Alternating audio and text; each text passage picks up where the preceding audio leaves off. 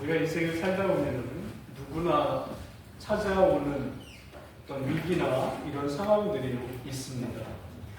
내 힘으로는 도저히 한 걸음도 나가지 못할 때 하나님이 붙잡아 주지 않으시면 서 있을 수조차 없을 때 이런 경우가 우리에게 찾아옵니다. 대산으로는 길이 보이지 않고요. 내 힘으로는 도무지 해결되지 않는 그 현실 앞에서 우리는 이렇게 묻곤 합니다. 지금 내가 붙들어야 할 것은 무엇인가? 내 삶을 다시 일으킬 수 있는 힘은 도대체 어디에서 나오는 것인가? 하는 것을 묻게 되지요. 오늘 우리가 읽은 마태복음 1장 1절 이 말씀은 우리에게 가장 근본적인 이런 질문에 단 한 문장이지만 너무도 분명하게 대답을 해줍니다. 바로 아브라함과 다윗의 자손 예수 그리스도다 라고 하는 사실을 알려주고 있는 것이에요. 바로 예수 그리스도, 이분이 우리 삶에 대한 하나님의 답입니다. 짧은 아주 한 구절이지만 그 안에는 믿음으로 시작한 하나님의 역사, 죄로 인해 무너진 인간의 현실, 그리고 은혜로 완성하시는 하나님의 구원이 그 안에 다 응축되어 있습니다. 이 족보의 시작은 그냥 단순히 앞에 서론 부분으로 내세우는 도입부에 한 사람의 인물로 나열된 것이 아니라 하나님께서 어떻게 인류를 인도하시고 구원을 이루어 가셨는지를 보여주는 복음의 설계도다라고 말할 수가 있습니다. 성경은 아브라함을 우리는 잘 알고 있죠. 믿음의 조상이다라고 말합니다. 하지만 그의 출발선에서 보면 신앙의 길을 들어서고 그가 믿음의 길로 나아가기까지의 과정을 바라다 보면 과연 그런 사람을 믿음의 조상이라고 불러도 좋을까 싶을 정도로 그는 좌충우돌 굉장히 어려운, 그렇게 보이기 어려운 사람의 삶을 그가 살아가고 있는 것을 봅니다. 우선 그는 갈대아 우르라고 하는 우상을 섬기는 그곳 가운데에서 그런 이방 문화에서 자랐고요. 그리고 두려움 때문에 그는 자기 아내를 누이라라고 속였던 굉장히 연약했던 사람이었고요. 하나님의 약속을 기다리지 못해서 이스마엘을 아들을 낳은 그런 조급한 사람이기도 했습니다. 그런 그의 신앙의 출발선에는 우리가 본받고 싶을 만한 어떤 탁월함이라고 하는 것은 보이지 않습니다. 그런데 어떻게 이런 사람이 믿음의 조상이 되었을까?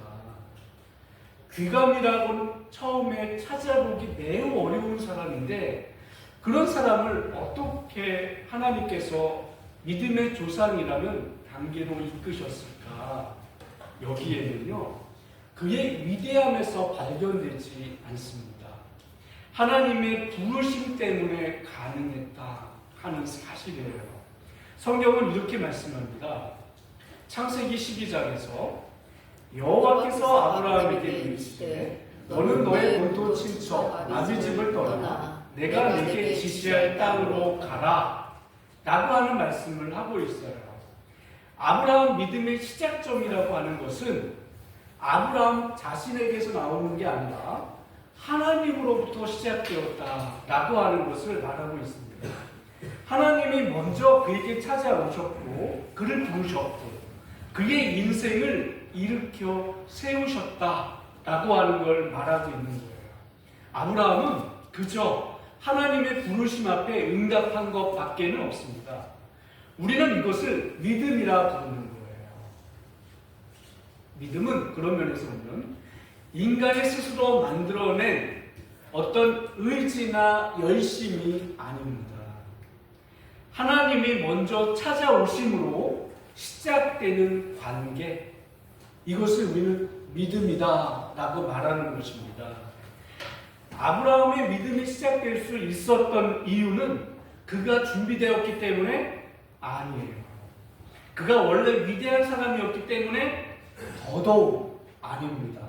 오직 하나님이 그를 먼저 부르셨기 때문에 믿음이 시작되었고 하나님의 약속이 있었기 때문에 그가 한 걸음 내디딜 수가 있었던 거예요.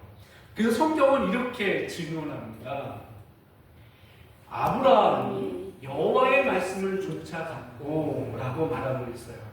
이 말씀은 하나님께서 아브라함 안에 시작하신 믿음으로 인해 그가 말씀을 따라 순종의 걸음을 내딛었다 라고 하는 것을 말씀하고 있는 것입니다. 결국 믿음의 본질이는 무엇이냐라고 할 때 인간의 결심이 아니라 하나님의 부르심에 대한 사람의 응답이다. 이거를 말씀하고 있는 것입니다.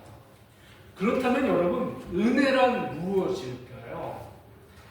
은혜란 다윗의 인생을 통하여 우리에게 보여줍니다. 은혜는 아브라함의 경우와는 전혀 정반대의 메시지를 우리에게 보여주고 있어요. 다윗은 위대한 왕이며 하나님의 마음에 합한 자였습니다. 그래서 다윗을 말할 때 다윗 대왕 이렇게 부릅니다. 동시에 성경이 숨기지 않는 그의 죄에 대하여, 그의 심각한 죄에 대하여 밝히 증거하고 있습니다. 이 사람은 죄인이다 라고 말하는 것이지요. 우리가 알듯이 이 다윗은 밧세바를 취했고요. 그의 남편인 우리아를 비열하게 죽게 만듭니다. 그러면서도 그는 죄의 심각성에 대하여 전혀 느끼지 못했어요. 내가 잘못한 게 뭔데? 내가 내 수하에 있는 한 사람 죽였을 뿐인데 그게 뭐? 그래서 뭐 어쩌라고? 라고 하는 태도를 그는 지니고 있었던 거죠. 죄라고 하는 것은요, 이런 것입니다. 죄를 짓게 되면 인간의 눈을 멀게 만듭니다. 양심을 무디게 만들고요, 하나님 앞에서 자신을 바라볼 영적 시력을 잃게 만드는 것이에요. 그래서 죄는 늘 우리에게 속삭입니다. 야, 이 정도는 괜찮아. 다 그렇게 해. 너만 그러는 거야. 왜 그렇게 너는 그러니? 라는 식으로 우리의 귓가에 속삭입니다. 하지만요, 성경은 우리에게 그렇게 말하고 있지 않지요. 여기에 더 나아가서 다윗은 죄의 깊은 어둠 가운데에서도 하나님이 다윗을 찾아오시는 장면이 나옵니다. 다윗 이야기의 중심은요, 다윗의 죄에 대한 추함을 드러내려고 하는 것이 아니라 그를 포기하지 않으시는 하나님, 그 하나님의 은혜, 이것을 다윗의 경우를 들어서 하나님이 말씀하시는 거예요. 그가 죄 가운데 떨어지고 도무지 회복할 수 없는 상황 가운데 있는데 하나님은 그에게 여전히 사랑의 시선으로 보내고 있습니다. 신약 성경에서 그런 말씀이 있죠. 로마서 5장 8절에 우리가 아직 죄인 되었을 때 하나님께서 우리에 대한 자기의 사랑을 확증하셨느니라 라고 했어요. 이 말씀이 이 다윗에게 하나님께서 미리 보여주신 듯 싶습니다. 그가 죄인 되었는데, 그래서 죄인이라 누구도 그와 가까이 하고 싶지 않은 그때에 하나님께서는 그에게 다가가시고 여전히 하나님께서 그를 사랑하신다라고 하는 것을 보여주십니다. 그래서 하나님께서는 그런 다윗을 버리지 않으셨다라고 하시는 증거로 나단을 보내십니다. 그리고 나단을 보내서 이렇게 말씀하세요. 당신이 그 사람. 우리는 이 말이 무슨 말인지 압니다. 아, 그렇지. 죄 지은 사람, 그렇게 못된 사람 바로 너야 라고 말했다는 것을 우리는 압니다. 그래서 이 말은 어찌하여 너보다 더 의롭고 충성스러운 우리아를 죽음으로 몰아넣었느냐. 그리고 바세바를, 취해서는 안 되는 바세바를 취했느냐라고 따끔하게 질타하신 말씀입니다.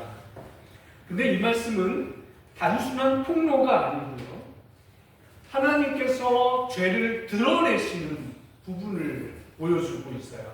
근데 죄를 드러내실 때 우리 볼 때는 아예 이놈 나쁜 놈이니까 그냥 밟아버려야지 라고 하는 것을 생각할 수 있는데, 그런 것이 아니라 그의 죄를 드러내시기는 하는데 그를 좌절시켜서 무너뜨리고 아예 그냥 박살내려고 하는 뜻이 있는 게 아니라 그를 다시 살리기 위해, 회복시키기 위해 그의 죄를 드러내시는 겁니다.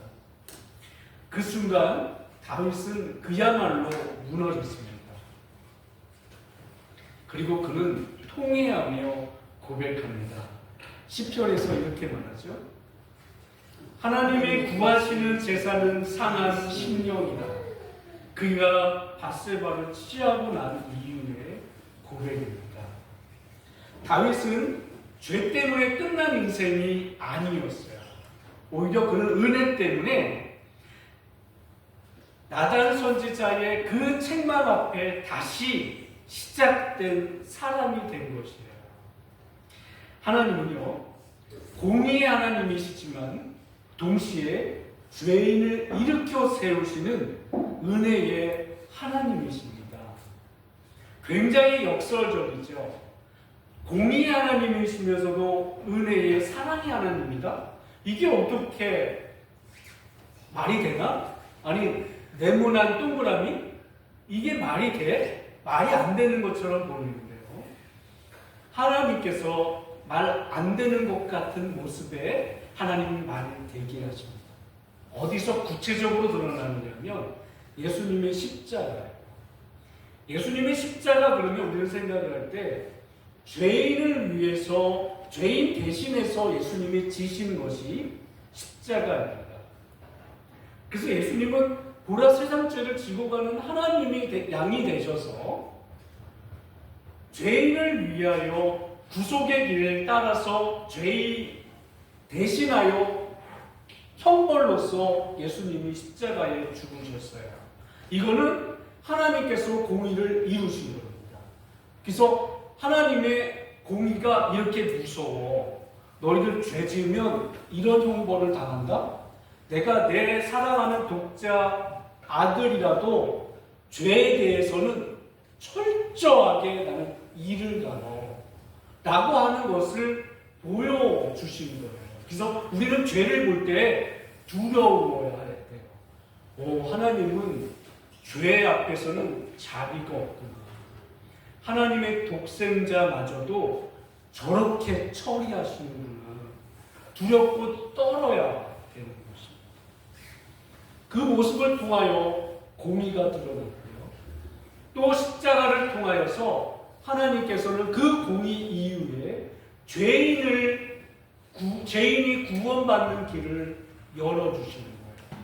누구든지 예수 그리스도를 믿으면 이제 구원을 얻습니다. 그래서 그거는 사랑의 모습으로 나타나는 거예요. 그래서 예수님의 이런 공의와 사랑의 결정체라고 하는 건 십자가에서 드러난다라고 하는 것을 말하는 것입니다. 그런 면에서 하나님께서 이 다윗에게 보여주셨던 이 모습도 같은 것입니다. 그래서 사랑이 풍성하신 하나님이 다윗에게 그렇게 무너졌던 그 다윗에게 약속하십니다. 사무엘하 7장 16절에서 내 왕위가 영원히 견고하리라. 비록 역사 속에서는요, 다윗의 왕조는 무너졌습니다.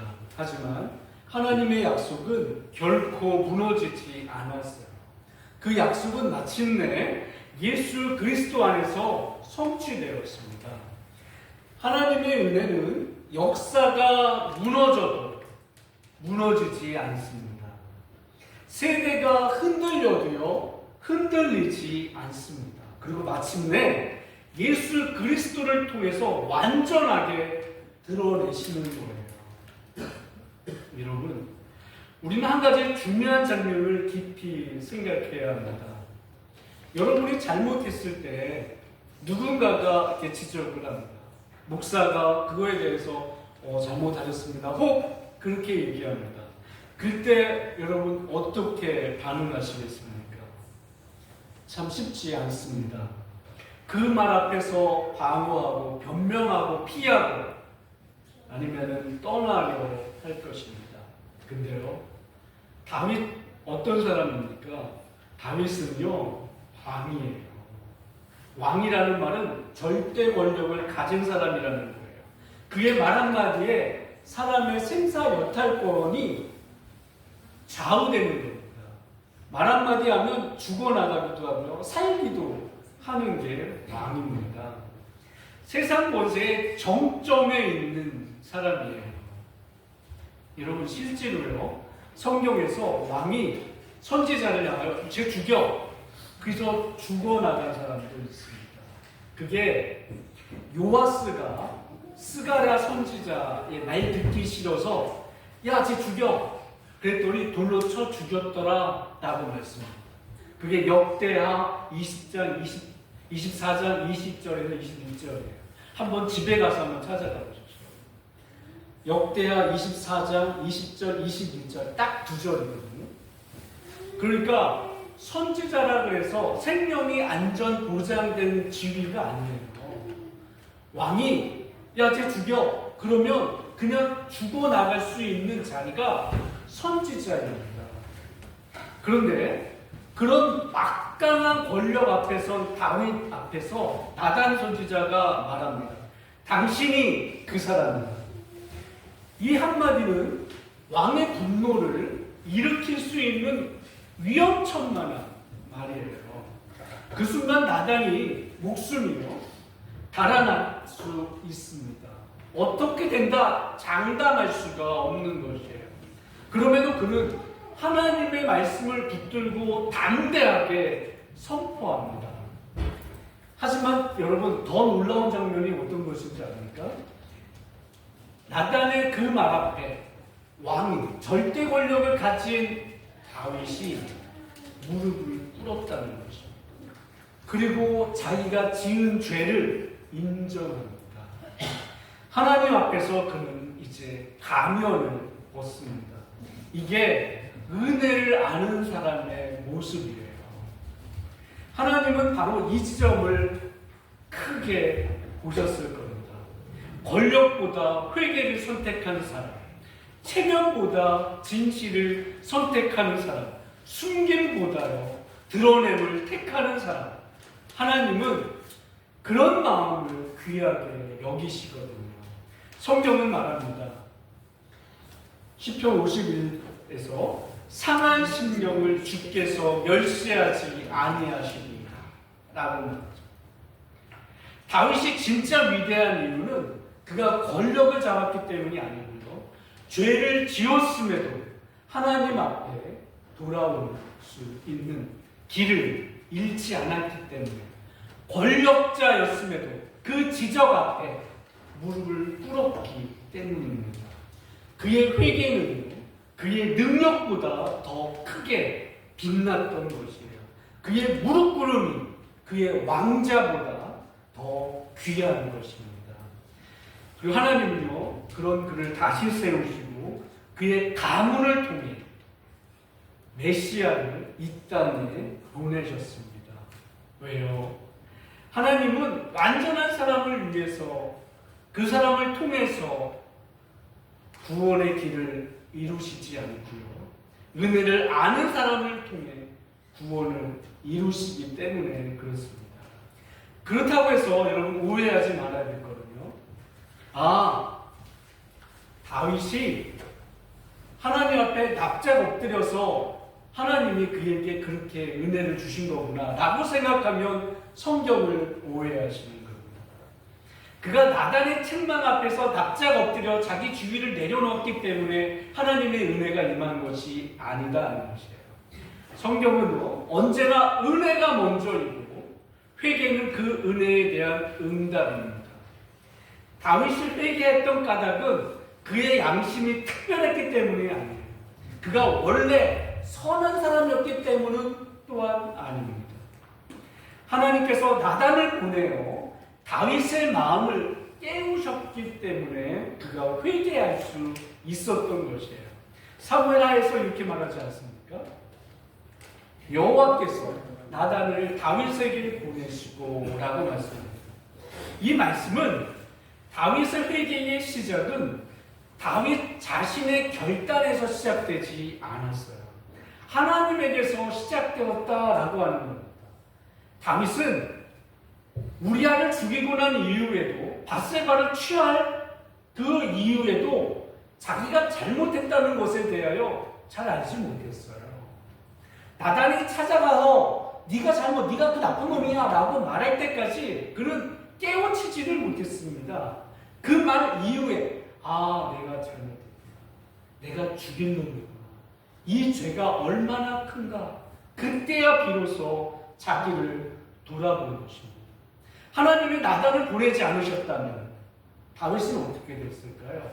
그 왕국 속에서 그는 평생 자기가 어떤 죄를 지었는지도 모른 채 그는 깨닫지 못하고 지냈을 것입니다. 하지만 하나님이 그 한 영혼을 포기하지 않으시고 빛으로 비추어 주셨기에 그는 무너져 울며 회개할 수가 있었던 것이에요. 다윗의 회개는 은혜를 얻기 위한 조건이 아닙니다. 이미 임한 하나님의 은혜의 증거이고요. 그 은혜가 마음을 흔들어 일으킨 열매였던 것입니다. 다윗의 이야기 전체는 그래서 우리에게 이 사실을 알려주고 있는 거예요.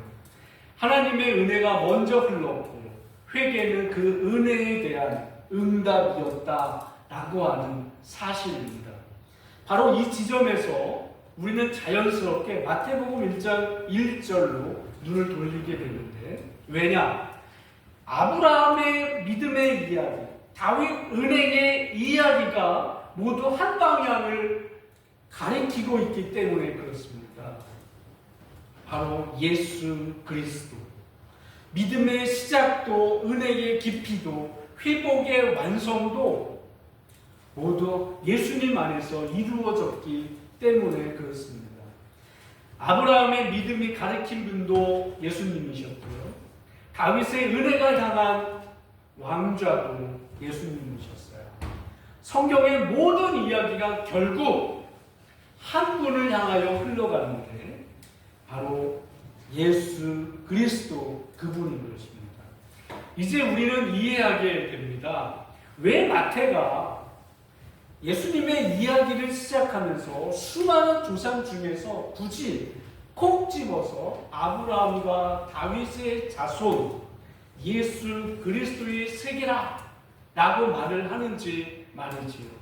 이 한 문장으로, 이 말씀으로 마태는 우리에게 알려주고 있습니다. 이건 단순한 족보의 도인문이 아니라고 하는 사실입니다. 성경 전체를 관통하는 하나님의 구속사의 결론이라고 하는 사실을 알려주고 있는 것이에요.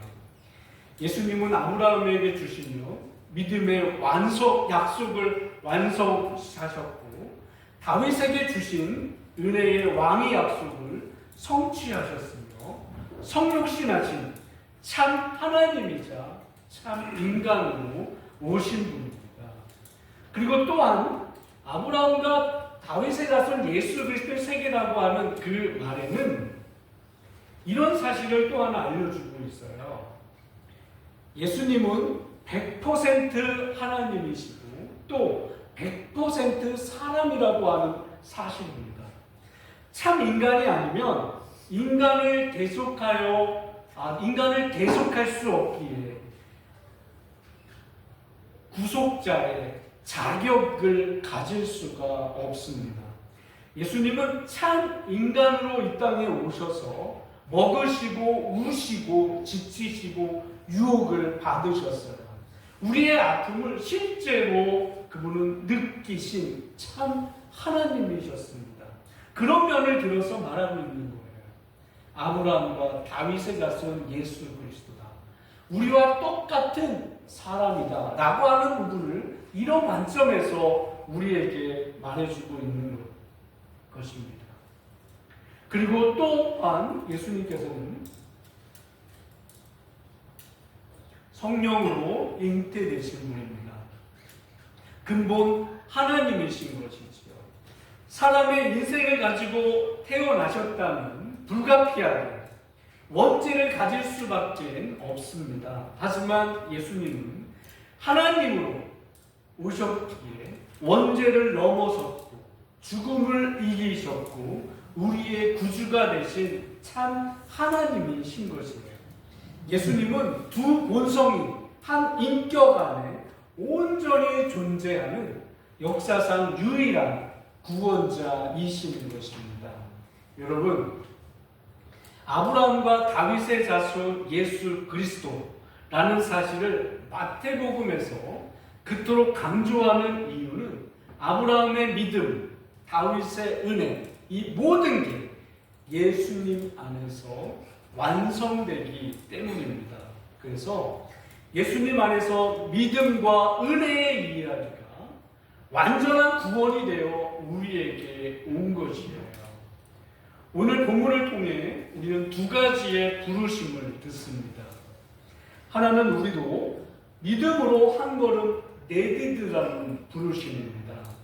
아브라함이 완벽해서 떠난 것이 아니라 하나님이 말씀하셨기 때문에 그가 순종했습니다.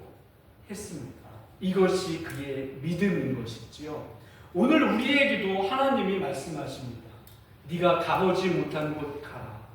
네가 약해도 걸어라. 내가 약속한 길로 나아가라. 이 말씀에 순종하는 사람에게서 믿음이 임한다라고 하는 사실이에요. 믿음은 완벽하게 준비된 사람에게 주어지는 게 아니라고 했습니다. 말씀 때문에 오늘 한 걸음 내딛는 사람에게 임하는 것이에요. 하나님이 말씀하셨으니 한번 해보자 하고 내딛는 거. 상황은 말합니다. 야, 갔다가는 죽어. 하지만 그럼에도 내딛는 것, 그것이 믿음입니다. 그리고 은혜 앞에 정직히 서라는 부르심입니다.